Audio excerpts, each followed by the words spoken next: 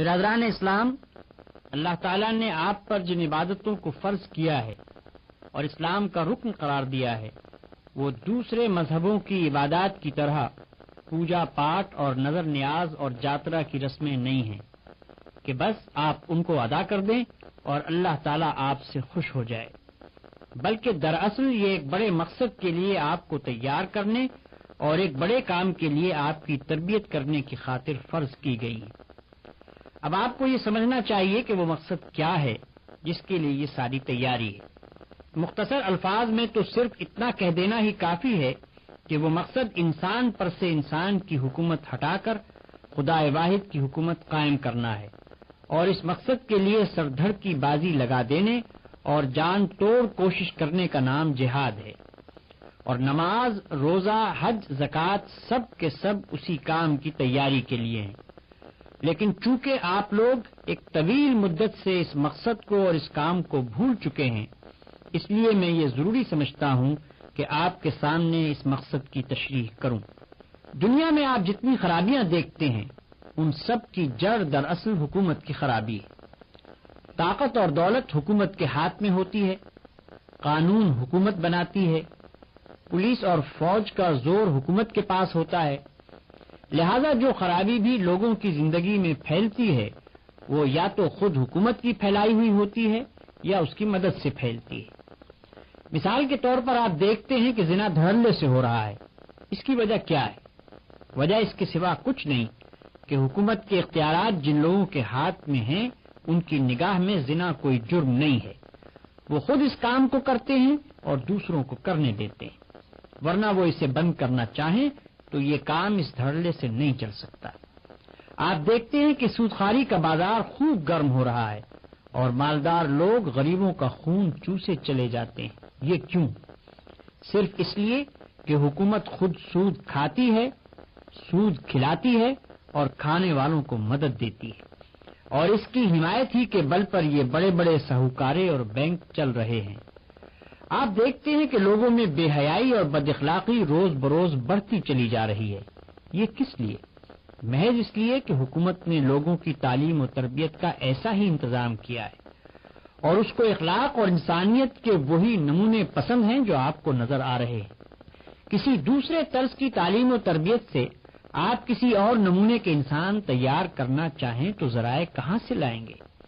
اور تھوڑے بہت تیار کر بھی دیں تو وہ کھپیں گے کہاں؟ رزق کے دروازے اور کھپت کے میدان تو سارے کے سارے بگڑی ہوئی حکومت کے قبضے میں ہیں۔ آپ دیکھتے ہیں کہ دنیا میں بے حد و حساب خونریزی ہو رہی ہے، انسان کا علم اس کی تباہی کے لیے استعمال کیا جا رہا ہے، انسان کی محنت کے پھل آگ کی نظر کیے جا رہے ہیں، اور بیش قیمت جانیں مٹی کے ٹھیکروں سے بھی زیادہ بے دردی کے ساتھ ضائع کی جا رہی ہیں۔ یہ کس وجہ سے؟ صرف اس وجہ سے کہ آدم کی اولاد میں جو لوگ سب سے زیادہ شریر اور بد نفس تھے وہ دنیا کی قوموں کے رہنما اور اقتدار کی باغوں کے مالک ہیں۔ قوت ان کے ہاتھ میں ہے، اس لیے وہ دنیا کو جدھر چلا رہے ہیں اسی طرف دنیا چل رہی ہے۔ علم، دولت، محنت، جان، ہر چیز کا جو مصرف انہوں نے تجویز کیا ہے اسی میں ہر چیز صرف ہو رہی ہے۔ آپ دیکھتے ہیں کہ دنیا میں ہر طرف ظلم ہو رہا ہے، کمزور کے لیے کہیں انصاف نہیں، غریب کی زندگی دشوار ہے، عدالتیں بنیے کی دکان بنی ہوئی ہیں جہاں سے صرف روپے کے عوض ہی انصاف خریدا جا سکتا ہے، لوگوں سے بے حساب ٹیکس وصول کیے جاتے ہیں اور افسروں کی شاہانہ تنخواہوں پر، بڑی بڑی عمارتوں پر، لڑائی کے گولہ بارود پر اور ایسی ہی دوسری فضول خرچیوں پر اڑا دیے جاتے ہیں۔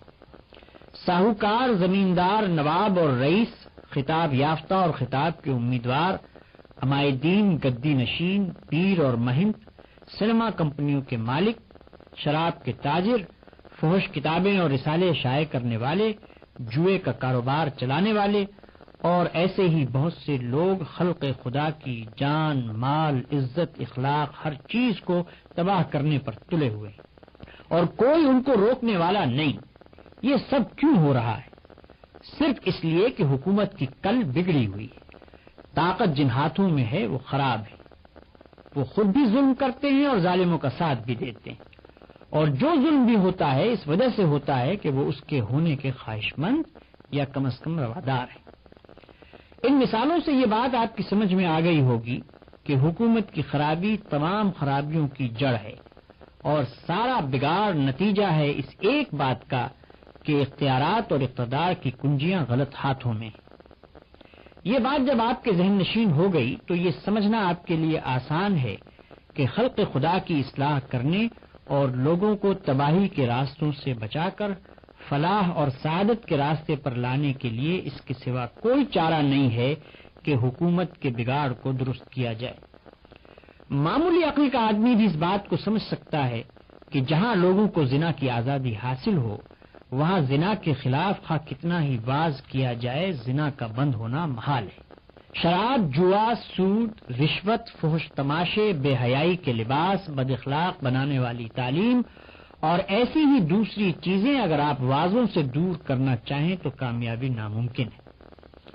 جو لوگ خلق خدا کو لوٹتے اور اخلاق کو تباہ کرتے ہیں ان کو آپ محض پند و نصیحت سے چاہیں کہ اپنے فائدوں سے ہاتھ دھو لیں تو یہ کسی طرح ممکن نہیں۔ ہاں، اقتدار ہاتھ میں لے کر آپ بزور ان کا خاتمہ کر دیں تو ساری خرابیوں کا انسداد ہو سکتا ہے۔ اگر آپ چاہیں کہ بندگان خدا کی محنت، دولت، ذہانت و قابلیت غلط راستوں میں ضائع ہونے سے بچے اور صحیح راستوں میں صرف ہو، اگر آپ چاہیں کہ ظلم مٹے اور انصاف ہو، اگر آپ چاہیں کہ زمین میں فساد نہ ہو، انسان کا خون نہ چوسے، نہ بہائے، دبے اور گرے ہوئے انسان اٹھائے جائیں اور تمام انسانوں کو یکساں عزت، امن، خوشحالی اور ترقی کے مواقع حاصل ہوں تو محض تبلیغ و تلقین کے زور سے یہ کام نہیں ہو سکتا۔ اس بات کو سمجھنے کے لیے کچھ بہت زیادہ غور و فکر کرنے کی بھی ضرورت نہیں کہ جو کوئی حقیقت میں خدا کی زمین سے فتنہ و فساد کو مٹانا چاہتا ہو اور واقعی یہ چاہتا ہو کہ خلق خدا کی اصلاح ہو تو اس کے لیے محض واعظ اور ناصح بن کر کام کرنا فضول ہے۔ اسے اٹھنا چاہیے اور غلط اصول کی حکومت کا خاتمہ کر کے غلط کار لوگوں کے ہاتھ سے اقتدار چھین کر صحیح اصول اور صحیح طریقے کی حکومت قائم کرنی چاہیے۔ یہ نقطہ سمجھ لینے کے بعد ایک قدم اور آگے بڑھیے۔ سوال یہ پیدا ہوتا ہے کہ خود حکومت کی خرابی کا بنیادی سبب کیا ہے؟ اس خرابی کی جڑ کہاں ہے؟ اس کا جواب یہ ہے کہ خرابی کی جڑ دراصل انسان پر انسان کی حکومت ہے اور اصلاح کی کوئی صورت اس کے سوا نہیں ہے کہ انسان پر خدا کی حکومت ہو۔ اتنے بڑے سوال کا اتنا مختصر سا جواب سن کر آپ تعجب نہ کریں۔ اس سوال کی تحقیق میں جتنا کھوج آپ لگائیں گے یہی جواب آپ کو ملے گا۔ ذرا غور تو کیجئے، یہ زمین جس پر آپ رہتے ہیں یہ خدا کی بنائی ہوئی ہے یا کسی اور کی؟ یہ انسان جو زمین پر بستے ہیں ان کو خدا نے پیدا کیا ہے یا کسی اور نے؟ یہ بے شمار اسباب زندگی جن کے بل پر سب انسان جی رہے ہیں انہیں خدا نے مہیا کیا ہے یا کسی اور نے؟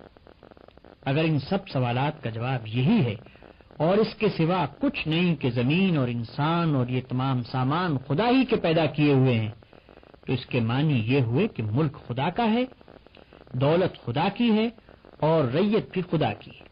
پھر جب معاملہ یہ ہے تو آخر کوئی اس کا حقدار کیسے ہو گیا کہ خدا کے ملک میں اپنا حکم چلائے؟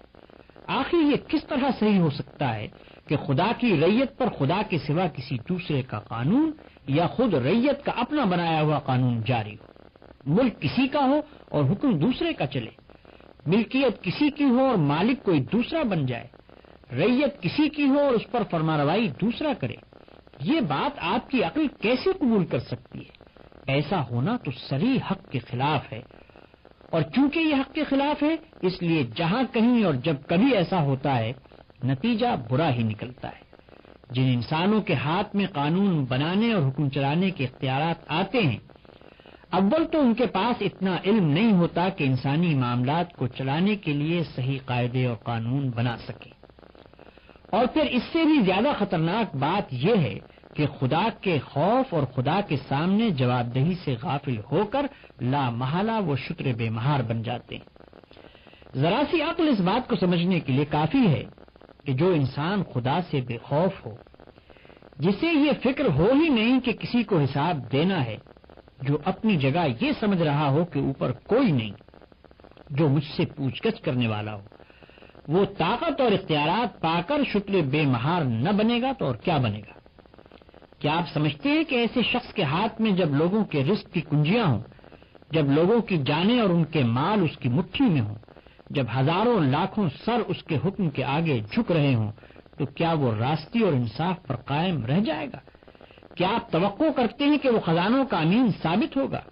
کیا آپ امید رکھتے ہیں کہ وہ حق مارنے، حرام کھانے اور بندگان خدا کو اپنی خواہشات کا غلام بنانے سے باز رہے گا؟ کیا آپ کے نزدیک یہ ممکن ہے کہ ایسا شخص خود بھی سیدھے راستے پر چلے اور دوسروں کو بھی سیدھا چلائے؟ ہرگز نہیں، ہرگز نہیں۔ ایسا ہونا عقل کے خلاف ہے۔ ہزارہ برس کا تجربہ اس کے خلاف شہادت دیتا ہے۔ آج اپنی آنکھوں سے آپ خود دیکھ رہے ہیں کہ جو لوگ خدا سے بے خوف اور آخرت کی جواب دہی سے غافل ہیں، وہ اختیارات پا کر کس قدر ظالم، خائن اور بدراہ ہو جاتے ہیں۔ لہذا حکومت کی بنیاد میں جس اصلاح کی ضرورت ہے وہ یہ ہے کہ انسان پر انسان کی حکومت نہ ہو بلکہ خدا کی حکومت ہو۔ اس حکومت کو چلانے والے خود مالک الملک نہ بنے بلکہ خدا کو بادشاہ تسلیم کر کے اس کے نائب اور امین کی حیثیت سے کام کریں، اور یہ سمجھتے ہوئے اپنے فرائض انجام دیں کہ آخر کار اس امانت کا حساب اس بادشاہ کو دینا ہے جو کھلے اور چھپے کا جاننے والا ہے۔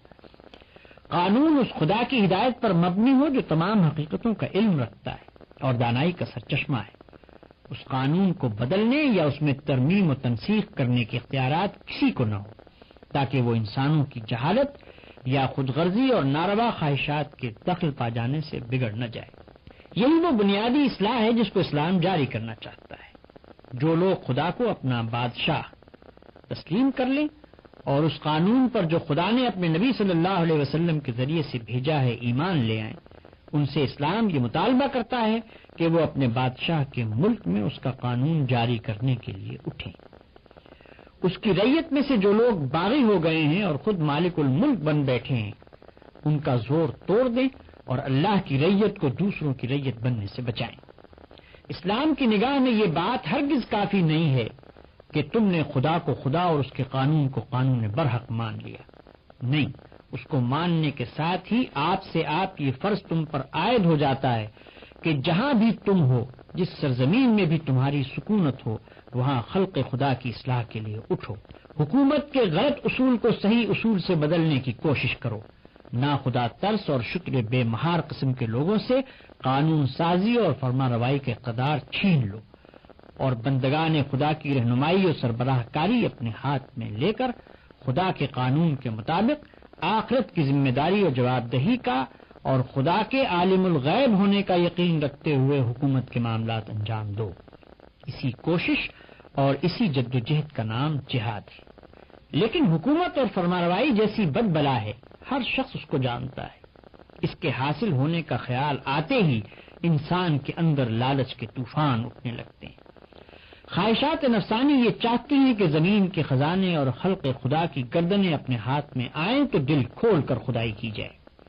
حکومت کے اختیارات پر قبضہ کر لینا اتنا مشکل نہیں جتنا ان اختیارات کے ہاتھ آ جانے کے بعد خدا بننے سے بچنا اور بندہ خدا بن کر کام کرنا مشکل ہے۔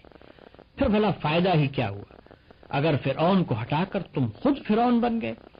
لہذا اس شدید آزمائش کے کام کی طرف بلانے سے پہلے اسلام تم کو اس کے لیے تیار کرنا ضروری سمجھتا ہے کہ تم کو حکومت کا دعویٰ لے کر اٹھنے اور دنیا سے لڑنے کا حق اس وقت تک ہرگز نہیں پہنچتا جب تک تمہارے دل سے خود غرضی اور نفسانیت نہ نکل جائے، جب تک تم میں اتنی پاک نفسی پیدا نہ ہو جائے کہ تمہاری لڑائی اپنی ذاتی یا قومی اغراض کے لیے نہ ہو بلکہ صرف اللہ کی رضا، اس کی مخلوق کی اصلاح کے لیے ہو، اور جب تک تم میں یہ صلاحیت مستحکم نہ ہو جائے کہ حکومت پا کر تم اپنی خواہشات کی پیروی نہ کرو بلکہ خدا کے قانون کی پیروی پر ثابت قدم رہ سکو۔ محض یہ بات کہ تم کلمہ پڑھ کر اسلام میں داخل ہو گئے ہو تمہیں اس کا مستحق نہیں بنا دیتی کہ اسلام تمہیں خلق خدا پر ٹوٹ پڑنے کا حکم دے دے، اور پھر تم خدا اور رسول کا نام لے لے کر وہی سب حرکتیں کرنے لگو جو خدا کے باغی اور ظالم لوگ کرتے ہیں۔ قبل اس کے کہ اتنی بڑی ذمہ داریوں کا بوجھ اٹھانے کے لیے تم کو حکم دیا جائے، اسلام یہ ضروری سمجھتا ہے کہ تم میں وہ طاقت پیدا کی جائے جس سے تم اس بوجھ کو سہار سکو۔ یہ نماز اور روزہ اور یہ زکوٰۃ اور حج دراصل اسی تیاری اور تربیت کے لیے۔ اللہ کا دین ان تمام آدمیوں کو جو اس کی ملازمت میں بھرتی ہوں پہلے خاص طریقے سے تربیت دیتا ہے، پھر ان سے جہاد اور حکومت الہی کی خدمت لینا چاہتا ہے۔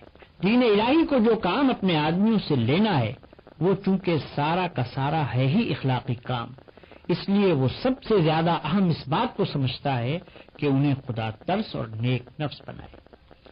وہ ان میں اتنی طاقت پیدا کرنا چاہتا ہے کہ جب وہ زمین میں خدا کی خلافت قائم کرنے کا دعویٰ لے کر اٹھے تو اپنے دعوے کو سچا کر کے دکھا سکے۔ وہ لڑیں تو اس لیے نہ لڑیں کہ انہیں خود اپنے واسطے مال و دولت اور زمین درکار ہے، بلکہ ان کے عمل سے ثابت ہو جائے کہ ان کی لڑائی خالص خدا کی رضا کے لیے ہے اور اس کے بندوں کی فلاح و بہبود کے لیے ہے۔ وہ فتح پائیں تو متکبر و سرکش نہ ہوں، بلکہ ان کے سر خدا کے آگے جھکے رہیں۔ وہ حاکم بنیں تو لوگوں کو اپنا غلام نہ بنائیں، بلکہ خود بھی خدا کے غلام بن کر رہیں اور دوسروں کو بھی خدا کے سوا کسی کا غلام نہ رہنے دیں۔ وہ زمین کے خزانوں پر قابض ہوں تو اپنی یا اپنے خاندان والوں یا اپنی قوم کے لوگوں کی جیبیں نہ بھرنے لگیں، بلکہ خدا کے رزق کو اس کے بندوں پر انصاف کے ساتھ تقسیم کریں، اور ایک سچے امانت دار کی طرح یہ سمجھتے ہوئے کام کریں کہ کوئی آنکھ ہمیں ہر حال میں دیکھ رہی ہے اور اوپر کوئی ہے جسے ہم کو ایک ایک پائی کا حساب دینا ہے۔ اس تربیت کے لیے ان عبادتوں کے سوا اور کوئی دوسرا طریقہ ممکن ہی نہیں ہے۔ اور جب اسلام اس طرح اپنے آدمیوں کو تیار کر لیتا ہے تب وہ ان سے کہتا ہے کہ ہاں، اب تم روئے زمین پر خدا کے سب سے زیادہ صالح بندے ہو، لہذا آگے بڑھو، لڑ کر خدا کے باغیوں کو حکومت سے بے دخل کر دو اور خلافت کے اختیارات اپنے ہاتھ میں لے لو۔ قرآن میں ارشاد ہوتا ہے، کنتم خیر امت اخرجت للناس تأمرون بالمعروف وتنہون عن المنکر وتؤمنون باللہ۔ دنیا میں وہ بہترین گروہ تم ہو جسے انسانوں کی ہدایت و اصلاح کے لیے میدان میں لایا گیا ہے۔ تم نیکی کا حکم دیتے ہو، بدی سے روکتے ہو اور اللہ پر ایمان رکھتے ہو۔ بھائیو، مجھے امید ہے کہ تم نے اچھی طرح سمجھ لیا ہوگا کہ یہ نماز اور روزہ اور یہ حج اور زکوٰۃ کس غرض کے لیے۔ تم اب تک یہ سمجھتے رہے ہو کہ یہ عبادتیں محض پوجا پاٹ قسم کی چیزیں ہیں۔ تمہیں یہ بتایا ہی نہیں گیا کہ یہ ایک بڑی خدمت کی تیاری کے لیے۔ اسی وجہ سے اس کام کے لیے کبھی تیار ہونے کا خیال تک تمہارے دلوں میں نہ آئے، جس کے لیے دراصل ان عبادتوں کو فرض کیا گیا تھا۔ مگر اب میں تمہیں بتاتا ہوں کہ جس دل میں جہاد کی نیت نہ ہو اور جس کے پیش نظر جہاد کا مقصد نہ ہو، اس کی ساری عبادتیں بے معنی ہیں۔ ان بے معنی عبادت گزاریوں سے اگر تم گمان رکھتے ہو کہ خدا کا تقرب نصیب ہوتا ہے تو خدا کے ہاں جا کر تم خود دیکھ لو گے کہ انہوں نے تم کو اس سے کتنا زیادہ قریب کیا۔ وما علینا الا البلاغ وآخر دعوانا ان الحمد للہ رب العالمین۔ بسم اللہ الرحمن الرحیم۔ اللہ کے نام سے جو بے انتہا مہربان اور رحم فرمانے والا ہے۔ تبارک الذی بیدہ الملک وہو علی کل شیء قدیر۔ نہایت بزرگ و برتر ہے وہ جس کے ہاتھ میں کائنات کی سلطنت ہے اور وہ ہر چیز پر قدرت رکھتا ہے۔ الذي خلق الموت والحياة ليبلوكم أيكم أحسن عملا۔ جس نے موت اور زندگی کو ایجاد کیا تاکہ تم لوگوں کو آزما کر دیکھے تم میں سے کون بہتر عمل کرنے والا ہے۔ وهو العزيز الغفور۔ اور وہ زبردست بھی ہے اور درگزر فرمانے والا بھی۔ الذي خلق سبع سماوات طباقا۔ جس نے طے برطے 7 آسمان بنائے۔ ما ترى في خلق الرحمن من تفاوت۔ تم رحمان کی تخلیق میں کسی قسم کی بے ربطی نہ پاؤ گے۔ فارجع البصر هل ترى من فطور۔ پھر پلٹ کر دیکھو کہیں تمہیں کوئی خلل نظر آتا ہے۔ ثم ارجع البصر كرتين ينقلب إليك البصر خاسئا وهو حسير. بار بار نگاہ دوڑاؤ، تمہاری نگاہ تھک کر نامراد پلٹ آئے گی. وَلَقَدْ زَيَّنَّا السَّمَاءَ الدُّنْيَا بِمَصَابِيحَ وَجَعَلْنَاهَا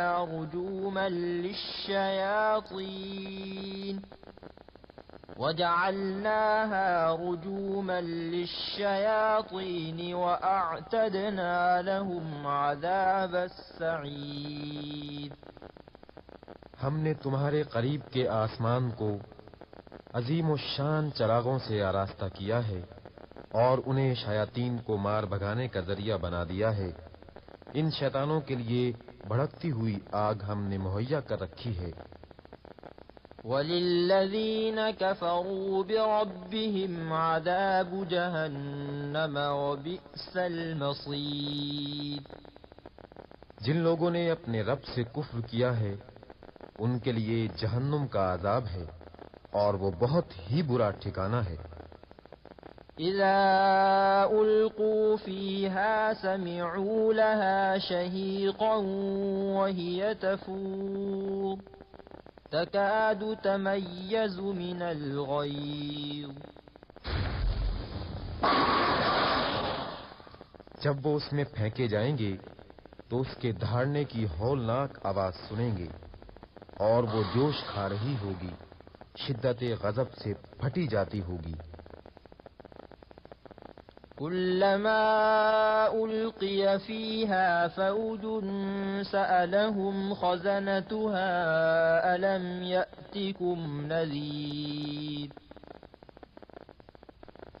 ہر بار جب کوئی انبوہ اس میں ڈالا جائے گا اس کے کارندے ان لوگوں سے پوچھیں گے کیا تمہارے پاس کوئی خبردار کرنے والا نہیں آیا تھا؟ قالوا بلى قد جاءنا نذير فكذبنا وقلنا ما نزل الله من شيء إن أنتم إلا في ضلال كبير. وہ جواب دیں گے ہاں خبردار کرنے والا ہمارے پاس آیا تھا مگر ہم نے اسے جھٹلا دیا اور کہا اللہ نے کچھ بھی نازل نہیں کیا ہے، تم بڑی گمراہی میں پڑے ہوئے ہو. اللہ نے کچھ بھی نازل نہیں کیا ہے، تم بڑی گمراہی میں پڑے ہوئے ہو. اللہ نے کچھ بھی نازل نہیں کیا ہے، تم بڑی گمراہی میں پڑے ہوئے ہو. اللہ نے کچھ بھی نازل نہیں کیا ہے، تم بڑی گمراہی میں پڑے ہوئے ہو.